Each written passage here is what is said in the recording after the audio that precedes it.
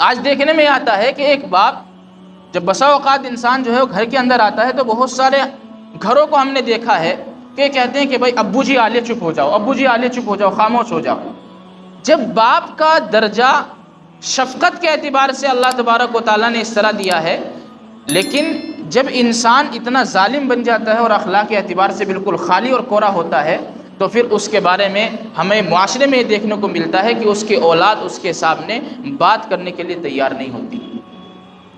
جب یہ باپ اپنے آپ کو ظالم تصور کر لیتا ہے اور ظالم اپنے آپ کو بنا لیتا ہے تو پھر اولاد اپنے دل کی بات جا کر کے کس سے کرے گی؟ ظاہر ہے جب باپ بات کرنے کے لیے تیار نہیں ہے، اولاد کے اندر اتنی طاقت نہیں ہے کہ اپنے باپ کے سامنے کوئی بات اپنے طور پر رکھ سکے،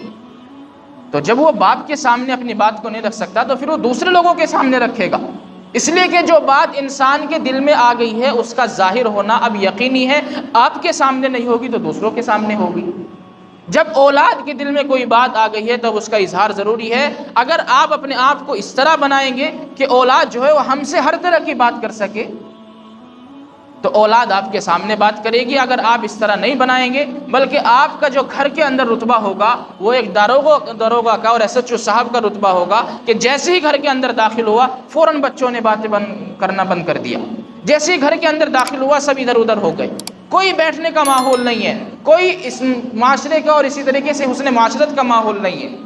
میرے عزیزو، یہ ہوتا کس وجہ سے ہے اس کے بارے میں کبھی آپ غور و فکر کرنا، اس لیے کہ آج ہم سب جس معاشرے کا حصہ ہیں، ہم اس معاشرے سے الگ نہیں ہیں، ہم سب اس معاشرے کا حصہ ہیں کہ جس میں آج اخلاقی اور حسن اخلاق نام کی کوئی چیز میں سمجھتا ہوں کہ باقی نہیں رہی۔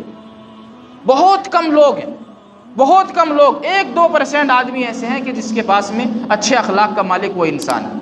میرے عزیزو، اگر ہم معاشرے کو کامیاب اور بامراد بنانا چاہتے ہیں تو ہمیں پہلے اپنے اخلاق کو سدھارنا پڑے گا، ورنہ جب انسان کے اور معاشرے کے اخلاق اور قوم کے اخلاق بگڑتے ہیں تو پھر آنے والی جو نسل ہے اس سے کہیں زیادہ تباہ و بربادی کی طرف چلی جاتی ہے۔